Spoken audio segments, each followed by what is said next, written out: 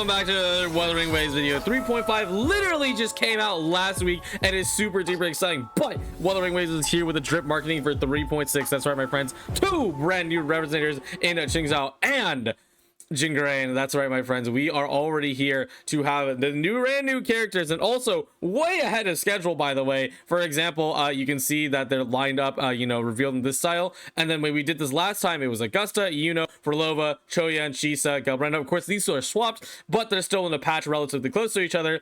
Everybody was expecting Qingxiao was probably not going to come up super early, but she does actually have a main story relevance. So she is already here, and I'm so sorry to that commenter that I said, oh, well, she's probably not going to come too early. Well, here she is, and now you better get ready, my friends. At least it is a longer patch, so you do have 5 weeks to save up asteroids instead of only 4. But there is that actually coming. So in the meantime, we're gonna go ahead and take a look at all the descriptions. They have a lot of stuff that they have in terms of what they have inside these posts, but outside of that, also a little bit about their kits. So I read it also, you don't have to, so leave a like and subscribe. Quick announcement, we are going to be starting up Mengzhou, so just get ready for that. We're going to be streaming that today, so right after this video goes live. If not, you're seeing this later, you can always check it in the live tab. Just the intro. I want to get inside Mengzhou, kind of look around. It is like an hour, so it is a decent amount of time, so we are going to go ahead and check that out. But getting that all the way, let's just get started with Qingxiao. So lots to read, oh my goodness. But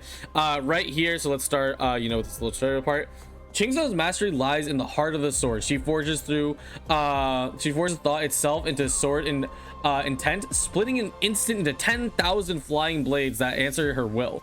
When the sword light lands, malice dissolves and the wicked flee. Her skill with the blade was earned through training, yet it has carried her beyond the need for one. A plucked string and a drifting petal, a falling leaf in her hands, any of them is a sword. Yeah, so that's pretty cool. Qingxiao has kind of gone beyond the means of training. If you move on to the next one. On the chin stay, strings do eons sing, an eternal peace my blade shall bring. Ooh, we got a little what do you call it? Not a poem. It's the thing that's not a poem. Very stupid. Sorry, streamer's very stupid. But a reclusive sword cultivator who holds a normal post at the Shuang paragon of the Xuanfang hold. Aloof, distant, and seemingly untouched by the feelings, she is peerless with both chin and sword. To the world, she is a sword transcendent. For years beyond counting, she has stood guard over these lands, and the cold light of her sword is as keen as the day she first drew it. Yes, so Qingxiao, of course, very in line with the trailer. All we saw her do 2 things. She killed people, and then she meditated. So she is indeed a sword transcendent, or some sort of sword saint, and I think this school just got aloof and distant personality. Just kind of like, I'm here, what's up, I'm gonna stab that guy.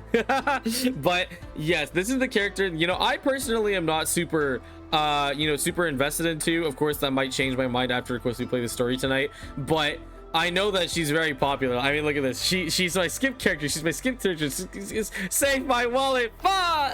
Yeah, but I know she's very, very popular. People are so excited for her, and I mean, I can see why. I think her design is very good. Her swords are super cool. Having the 1,000 swords. I mean, I'm Archer from Fate, but it is a classic design trope that just gets everybody super hype. And I do think her design is great. It really depends on if I'd be interested in pulling for her. And one of the things that might determine that for a factor is, of course, we have the weapon reveal, and everyone pretend to be shocked. She's arrow and a sword. Whoa, really? I would have never guessed. So yeah, she is going to be an arrow sword, and more importantly, the echo sets already exist in game as something you can pick up now. So I just the notion at a guess, guys, the sets, I can't imagine they would ever not use the brand new arrow set, which is called Heart of Evil's Purge, for the fucking evildoer purger out here, which is of course going to, and a 5-piece is going to inflict tune strain, and then it increases your crit rate by 20% and arrow damage bonus by 30% for 15 seconds. So this is pretty generic set. In fact, if I looked at the set for Sigrika, which I believe is, where is it, it's Sound of True Name, it is very similar, except it gives you different stats, which is just funny because that's certified Wuthering Waves design moment. But yeah, the set is very simple. It's going to be great because you're going to have to build slightly less crit rate when you do your thing, so that's awesome. But yeah, outside of that, this is actually a really interesting design choice for me, because I already called this out the you know, earlier when these sets were revealed to us. But this is going to be this is going to be our next major tune break or tune strain DPS, right? And I'm just gonna put it in one category as tune break, but this is our next tune break DPS, and that's pretty cool because listen, Imyth and Denia do have their tune modes, but the thing is that they were originally designed for fusion burst because of course they're carrying the archetype. So like as soon as there's a thing that doesn't favor tune break anymore, then they're going to be carrying the fusion burst niche, which is definitely important. And as a result, the only person that's really been a true like tune break or like, you know, tune categorized DPS has been Luke Harrison, and that is really interesting that, you know, now we're going to get the other flavors being, you know, Arrow this time. And I am in agreement with this design point. I think they should definitely spread their ideas across, you know, each type of unit, so that way there's kind of someone you know, who can handle it. And of course Lene is a monster, so I actually imagine Lene would probably be on this team unless like something like Xuanling comes out and she's gonna be you know, something that is tune support. I highly doubt it. She doesn't really seem like the type, but yeah, regardless, it is good to know that this is most likely, mind you, not confirmed, but hey, I'm just saying she's Arrow. You know, she purges evildoers, she's also a sword. I'm just saying, man, she's probably that. And this also means that she's most likely a DPS considering the stats that she gets from this, so that is neat. Yeah, but Qingxiao is very cool, very popular, coming very soon, so get ready. You know, but the person that you will have slightly more time to save with, and thank goodness, Kuro has blessed us with one more male. Let's take a look at his animation. Whoa, oh yeah, Jingran, give it to me. Oh, multi-doors. Oh, I didn't know we were getting I didn't know we were getting vocals in this. That's fire. Okay, so they've already like mixed a music track for him, so that's definitely going to be in the trailer, by the way. Yeah, I don't preview these things, so I don't actually I didn't expect that. What the heck? That's so cool. Awesome. All right, so we got Jingran here, of course. Let's go ahead and actually grab the other post because I didn't open it. Let's go ahead and see. Wuthering Waves, regular post, boom, with the sick music. All right. A rare power resides in Jingran's right eye. Yeah, that's where his hash mark is, right? Letting him seize scattered frequencies that slip past all conventional senses. When his resonance power reaches critical threshold, he can raise an isolation barrier in real space, forcing every concealed frequency into an open working concert with high order. Remnant creature, high order remnant creature dwelling within his left eye. He commands a further suite of abilities including frequency anchoring, shaped perception, and the relaying of commands. What? Yo, this is the most descriptive they've ever been with someone's forte, because let me tell you, one thing that I do have a problem with Wuthering Waves is that this is a good size. This is a good size and description of stuff that they have. Before, they used to do nothing with this. They used to do nothing. It was so bland and so nothing, because they're like, oh no, we should just wait until like the game comes out or like the update comes out. It's like, no, tell me a little more, I want to know. But let's continue talking about Jingran. Straight to the underworld. Couldn't have asked for anything better. Ooh, you know what's funny? I do know that I do seem that like he has like a nice personality, or at least like what I've heard from like that's gonna be like in the story we're gonna play today. So it is interesting because he's so edgy, so edgy. All right, a Mengzhou born nethermancer, he wanders between mirage realms and the ruins of the old world, and his eyes see what others cannot. The reverberations of all things leave behind the scars of a lost age. He answers to no sex law and bows to no god's order. Into mirages through shadow and across the nether, wherever he goes, his own heart is the only law that constitutes and path the walks that he sells one card for himself. Okay, yeah, so that's interesting. So it is interesting to see that there's a very strong governmental body inside the entire, you know, the entire country of Xuanling. But of course there's our small sects like, you know, Mengzhou, and then we also have, you know, of course Jinzhou that already exists. But you know, the governing bodies are quite strong, but there are still people who just, I don't know, just kind of doing things. Insert random kid, but it's just dungeon. It looks like Jingran is actually going to be another one of those, not necessarily outlaws, but a soloist. You know, he's not really here to respond to the government. His job is to do this nether walking stuff, and he actually has a spirit, which is interesting because we saw this in the trailer. It had a cute little face, and it can probably sell 1,000 plushies, but it has to be probably a little bit more of an aggressive or like, you know, crazy form of a spirit, because you know he's got the same spirit spirit right here, except it doesn't have the cute face anymore. So that's super neat. I think that's going to be a good classic, you know, got a companion character. Hopefully the companion doesn't take too much. I don't like it, you know, when the companion takes over, you know, half the character's personality, but this still, you know, Jingran looks awesome. And not necessarily surprised with the weapon, but a surprise for the attribute, and that is going to be fusion. And of course, you know, it was debated previously, thanks for all your comments, you know, debating you know, what Jingran's attribute might be, but he does turn out to be fusion, and that is not impossibly surprising. We already knew because of the set, you know, being Lamp Nether Road, that someone is gonna be fusion. My thought was that it was probably gonna be Sin, because Sin is like, you know, we haven't really had anybody that fits that. And of course, because it's a shield, I'm like, oh, it's a shield mechanic, we don't really have a lot of shielders. Maybe they'll give it to the new you know, maybe they'll give it to the new Sentinel's Resonator slash, you know, it is actually the Sentinel this time, you know, to be something that is new, because we don't have a lot of shielders. But they're going to give you the Jingran instead. Now this actually tells us a lot about what they're gonna do with this kit, because there's a lot of evidence to support how this happens. So here's a problem. Wuthering Waves has way too many fusion characters. You don't know, I mean, come on, this is surface of the iceberg.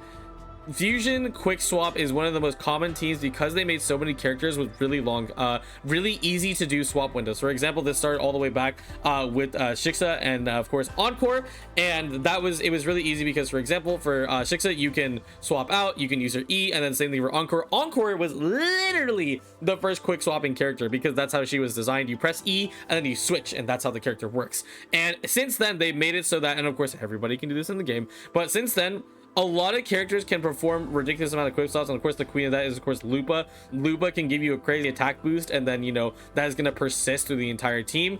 And then, you know, it can be used with Imeth, even if you don't have, like, you know, fusion burst. You can use it with Changli, my quick swap queen. I use her literally all the time. Brant, his window is very short, so it's very quick to do. But as you can see, we got a problem. There's 10 fusion characters, man. 10, count it. And that's an issue because fusion has been piling up characters as of late, and that's kind of a problem because it means that the niches that are available are way smaller. You know, we're lucky that every character has a very distinct role, you know, in this entire roster, but that kind of tells us what Jingran actually is going to be. And if you read the Lamp on Another Road, upon gaining a shield, gain 5% increase in crit rate for 5 seconds, max of 4. So that means you get 20% crit rate as long as you keep attacking. This effect can be triggered every 0.5 seconds. At maximum stacks, gain 15% fusion damage bonus. Now, damage bonus is very important because it's not really a supportive thing, because initially when you read this thing, it's like, oh, it's going to be someone who generates a shield and also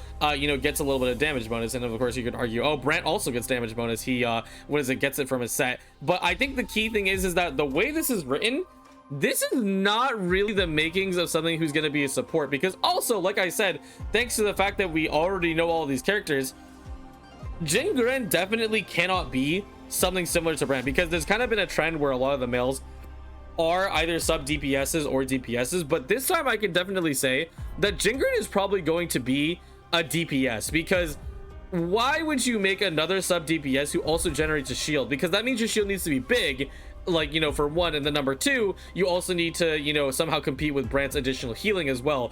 It's not really a realistic scenario to have him do the same thing. In fact, the way that it seems is that you only need to gain a shield, right? That's kind of the key thing in there. Outside of that, it's gonna mean that he probably plays a lot more like Augusta. If I go ahead and just go back, I think I have a list of all the resonators here, don't I? Let's see here. Yeah, let's just check out resonators. Hold on, resonators. Yep, here it is, resonator list. And then we go ahead and check out, you know, Augusta's stuff. You don't know, Augusta does generate like a tiny shield. Where the heck is she? You know, we're not gonna find her, doesn't matter.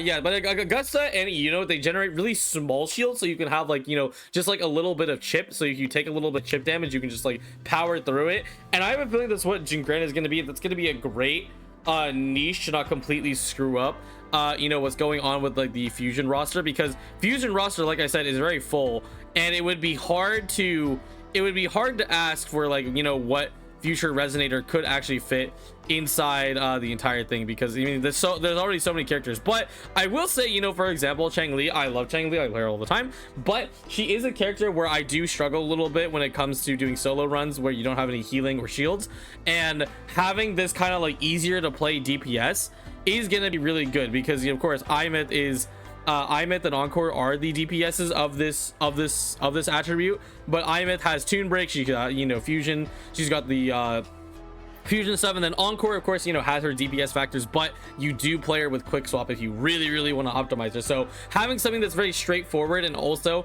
gives you that little buffer very similar to Augusta is going to be very cool. So it is neat that with all the evidence that you can kind of piece together, we're getting 2 DPSs this past, or at least that's what I think, right? Nothing's confirmed, right? But Jingran is probably going to be a DPS that's very similar to Augusta in playstyle, or at least mechanics, you know. And then of course we have QINGXIAO, who is going to be a sword arrow tune breaker. Shocking, guys, I would have never guessed, but I think that's really cool. And also we can extrapolate even more from this, because we do have these guys. I believe this is the 3 cost. Yeah, the 3 cost. So this one is already reserved by Suisui, because it gives you you know, healing bonus, and of course it does glacier damage, so it's going to scale off you. But then we have this one. This is the boss materials for both Yangyang and Suisui, but summon the myriad snare, you deal fusion damage, which is, again, scales off of you. So of your max HP on impact during its duration, it repeatedly crushes enemies along its path up to 19 times, dealing fusion damage equals 0.37 of max HP each time. So it's very important that max HP is a thing in there. But resonators equipped in the main slot get 12% fusion damage bonus and 12% heavy attack bonus. That is huge, because that means that Jingran also is going to be probably a heavy attacker, and unless Hisin or unless Suoming wants to step up to the plate and say, hi, I'm here, this is probably going to be Jingran's set, because it has Lamp of the Nether Road, and it also means that Jingran is probably going to be a heavy attacker, and that's huge. You want to know why? Because who boosts heavy attack? Wahaha. That's right, my friends, Mortefi. Oh man, or Mortefi, he got a real strong kit with this stuff. If we go ahead and check his outro skill, where's his outro skill? Rage transposition. Oh boy. Excuse me. Incoming resonator gains 38% heavy attack damage application for 14 seconds. Oh boy. So I'm just throwing it out there. There might be some crazy stuff for Jingran, and I'm very excited to have you know, a new straightforward DPS. But yeah, that's basically it. It is cool that since we have all this information, we can extrapolate a lot out of these guys, and I'm really glad there was a lot talked about when it came to his powers, because this means a lot. You know, I didn't say much about it, but like, it is interesting because I feel like these powers are, again, not the same, but similar to Yangyang being able to sense you know, things on the streams. That's Yangyang's thing. And now when it comes to Jingran, he's sensing stuff, but it's all from the dead. So that's a very cool thing, that they're having this level of connection when it comes to their powers and stuff. And of course, QINGXIAO wasn't said much, but she is kind of like using her sword same powers to imagine up the blades. You know, it's not like, oh, I'm a creative artist. It's more like, I can just kind of do this. So it is cool to see that they're talking more about their powers, which is very useful to actually have discussion on what's going on. Of course, Yangyang they can't say because they want you to experience it, right, which you're doing tonight. But anyways, yeah, this is a super duper exciting you know, thing. Let me know what you guys are gonna pull for. I am gonna pull for Jingran. I mean, for QINGXIAO, I have to see. I mean, she's cool, but we'll see if I like her in the story tonight. But in the meantime, you can make sure to leave a like and subscribe, and of course check out all your content that we do in here. We got a very busy week you know, coming up. I am going to a convention, so it will take me a little bit to kind of get through all the story that we still haven't done yet, but we will get to it regardless, because I love Wuthering Waves. So thank you guys so much for watching, and I'll see you guys next time. Goodbye.